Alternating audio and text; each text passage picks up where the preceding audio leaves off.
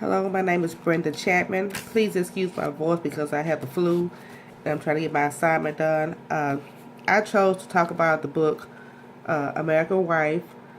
It is by Talia Kyle. She is the wife of the American sniper Chris Kyle, and she tells about her experiences going through the challenges that he faced while he was a sniper with the military.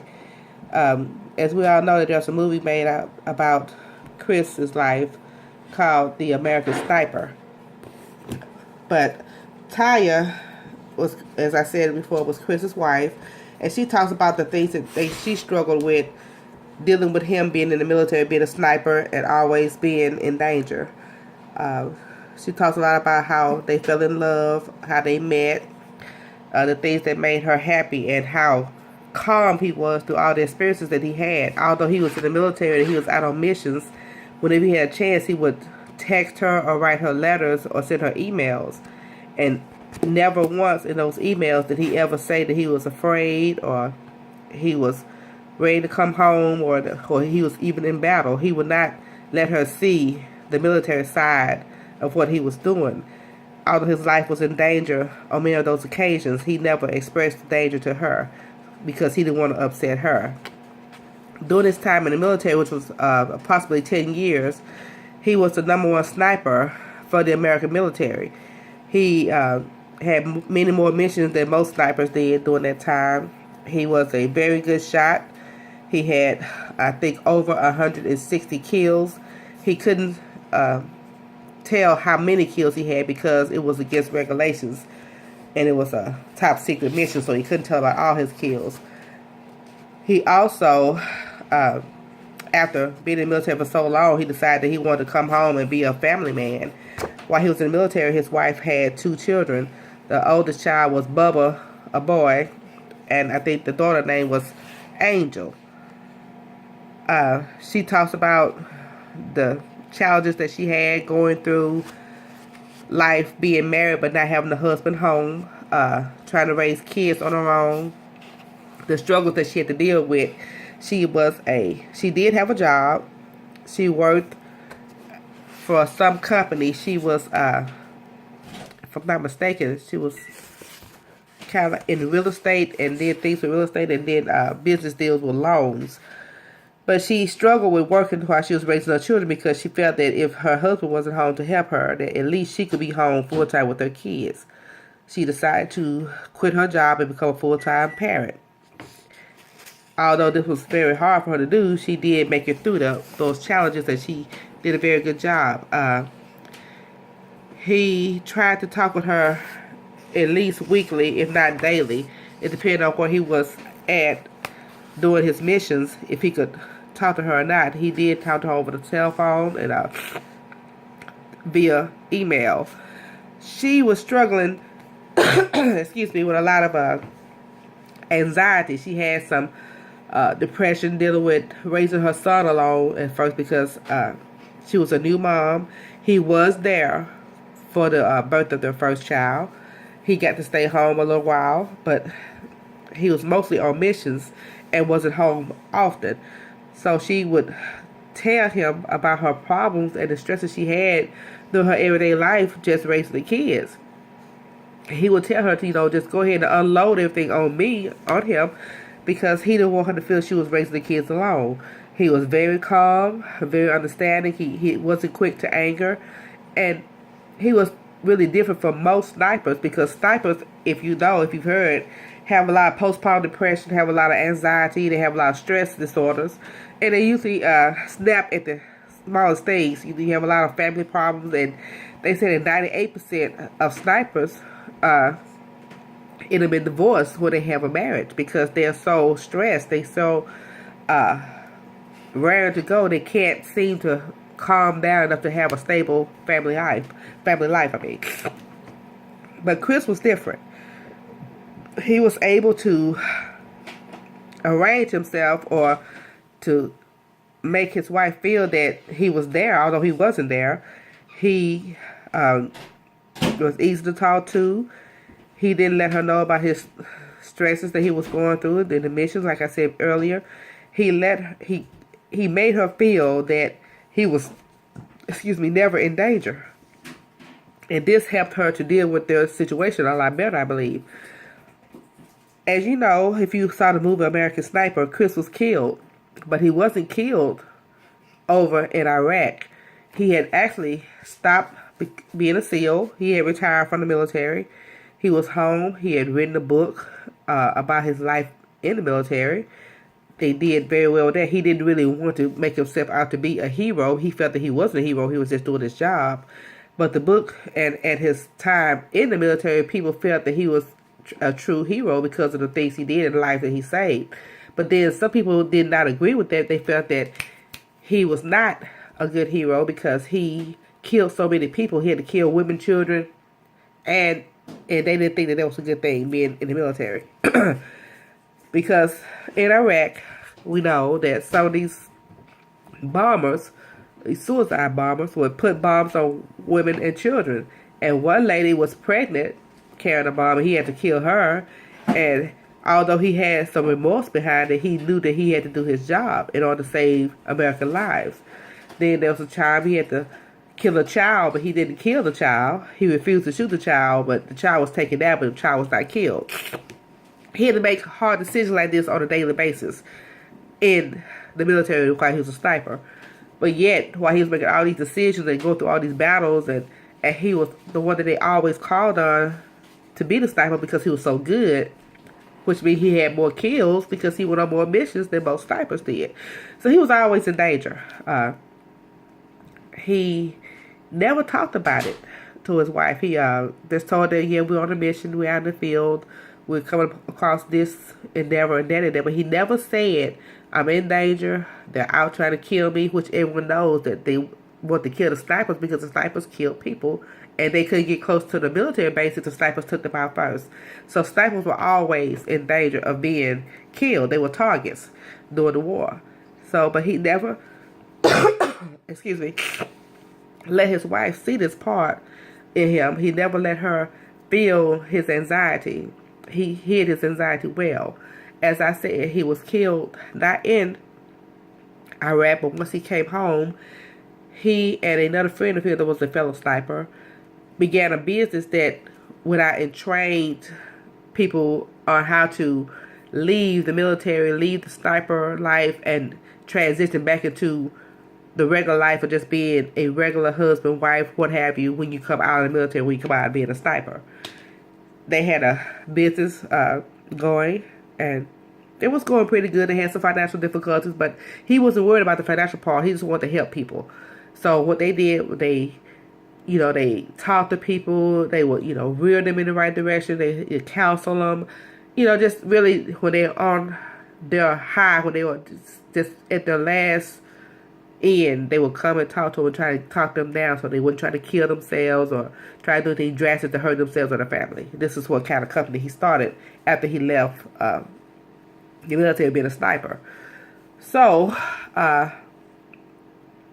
one day, after him and his wife and everything had moved to Texas, they had settled down and he was doing his business. She was not working. She was a stay-at-home mom, and he was going out counseling people and helping people, which was what he did.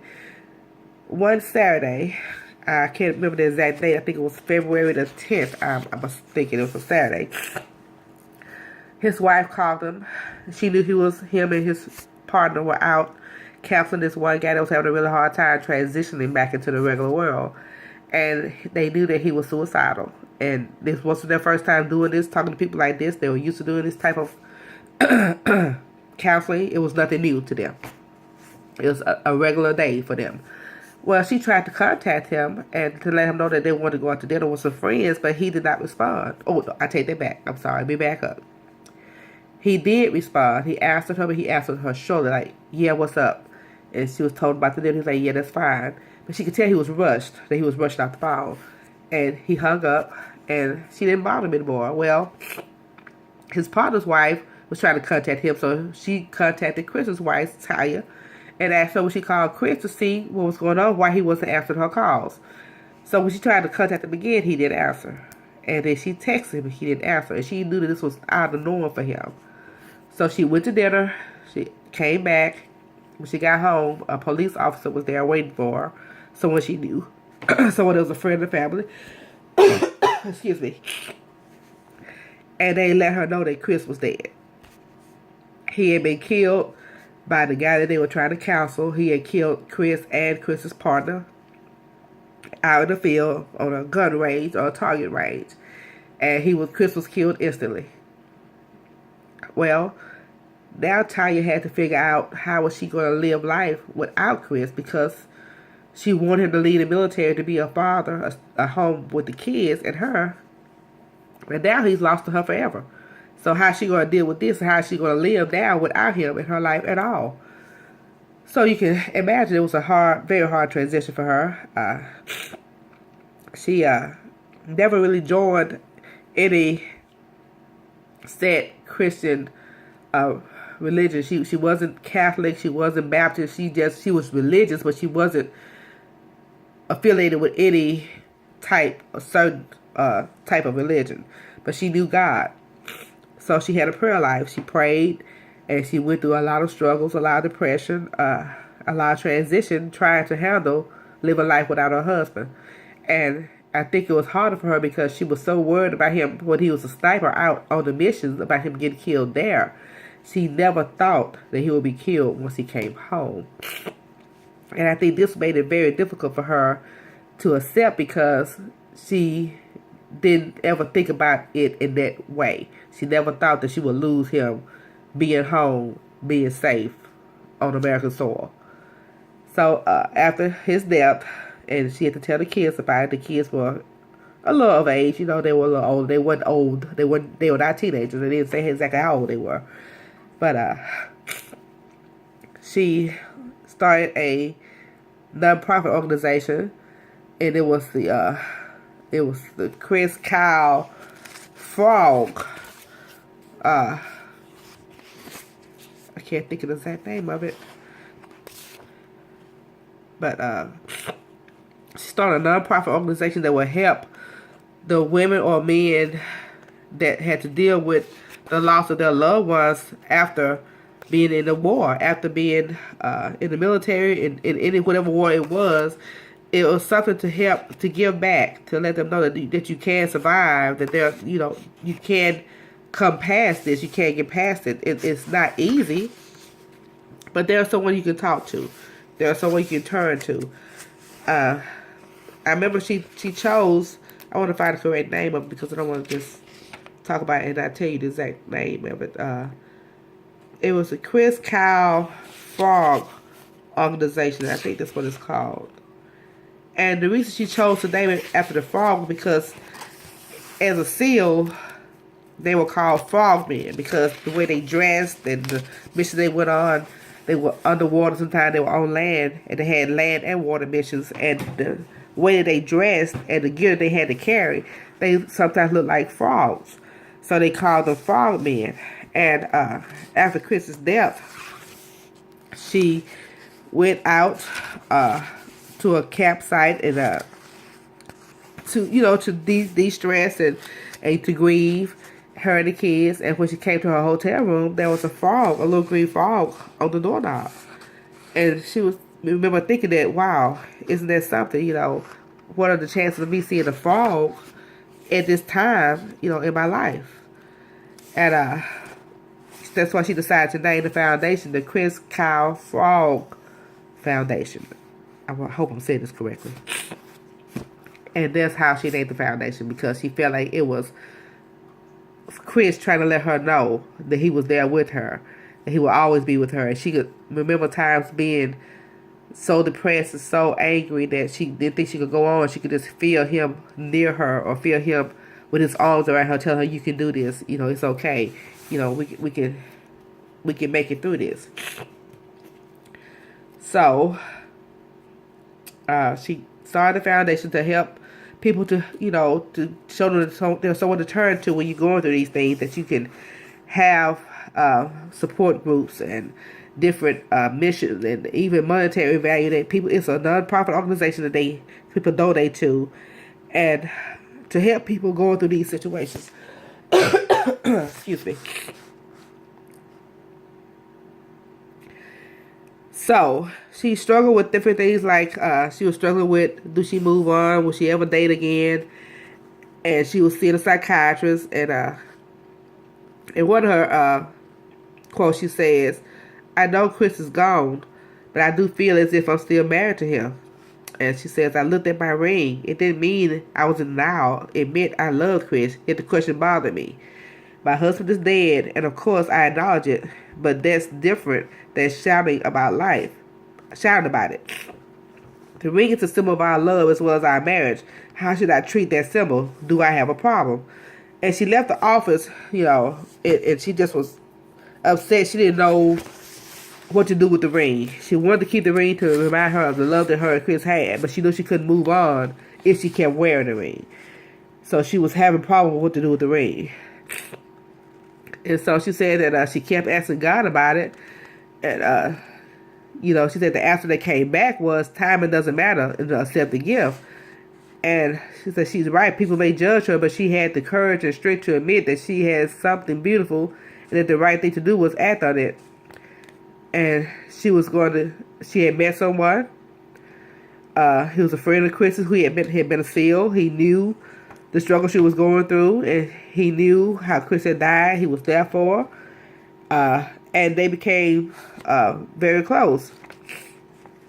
And they fell in love. And they talked about some of the things that he and Chris had done together. The memories were fun, and they laughed quite hard about it.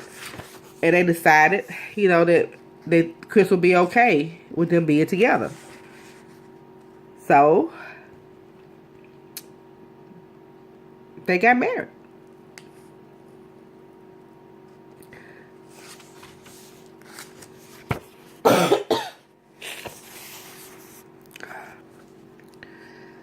I'm sorry about that. I had to take a short break. My nose was running. I have to apologize. She did not get married. She was proposed to, but she told him that she wasn't ready to move on because she still had Chris in her heart. I want to research that again to make sure. I don't think they even said in the book that I can remember that she actually ever got married again. I don't think she wanted to get married again. But American Wife is truly about love, war, faith, and renewal. It is truly a good read. It is interesting from beginning to end. I can't even begin to hit on some of the strong points that she focused on doing this writing. She really struggled with whether to write this book or not. As a matter of fact, Chris was the one that made her decide to write the book, because as he was writing The American Sniper, he told her to go ahead and write her book also, but she did not do it until after he had finished his. She truly knew love. She truly had love, and she was truly happy. Even after the death of her husband, she was able to renew herself and find happiness again. And her and the kids went on to live a very happy life together after the death of her husband. Again, the name of the book is American Wife by Talia Kyle. She was the wife of Chris Kyle, the American Sniper. It is a really good book, and I hope you've enjoyed my interpretation and my reflections on this book. Again, I apologize that I have the flu. Sound horrible. I hope you're able to understand me, and I hope you enjoy this book. Thank you.